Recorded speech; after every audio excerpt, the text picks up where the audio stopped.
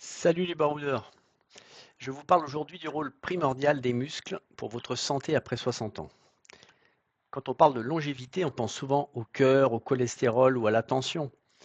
Et pourtant, de nombreuses études montrent qu'un des meilleurs indicateurs d'une vie longue et autonome est la masse musculaire.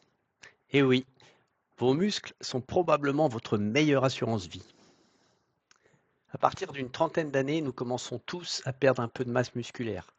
Et le phénomène s'accélère après 60 ans. Sans activité physique adaptée, on peut perdre jusqu'à 1% de muscles par an. Et cette perte porte un nom, c'est la sarcopénie. Beaucoup pensent que les muscles servent uniquement à porter des charges. En réalité, ils interviennent dans presque tout. Marcher, monter un escalier, éviter une chute, réguler le sucre dans le sang, produire de l'énergie et même soutenir notre système immunitaire.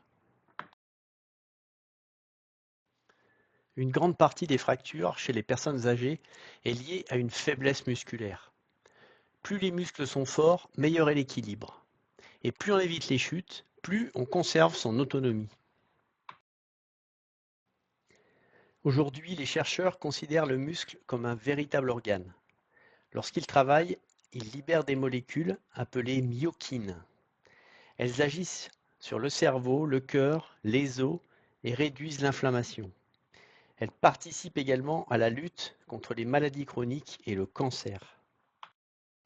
La bonne nouvelle, c'est que le muscle répond très bien à l'entraînement, même après 70 ou 80 ans. Et il n'est jamais trop tard pour devenir plus fort. Les progrès sont souvent rapides dès les premières semaines. Pour conserver ses muscles, trois ingrédients sont indispensables. Un peu de renforcement musculaire, plusieurs fois par semaine, suffisamment de protéines réparties dans la journée et un sommeil de qualité. Si l'un de ces trois éléments manque, les progrès sont beaucoup plus difficiles. Et seconde bonne nouvelle, inutile de passer 2 heures en salle de sport. Quelques exercices simples, réalisés régulièrement, suffisent pour entretenir sa force. J'aurai l'occasion de vous en reparler. La régularité est bien plus importante que l'intensité. Nous passons beaucoup de temps à préparer notre retraite financière.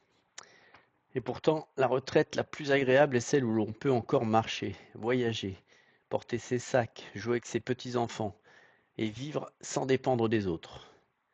Cette retraite-là se prépare aussi en entretenant ses muscles. Je vois mes muscles comme un capital.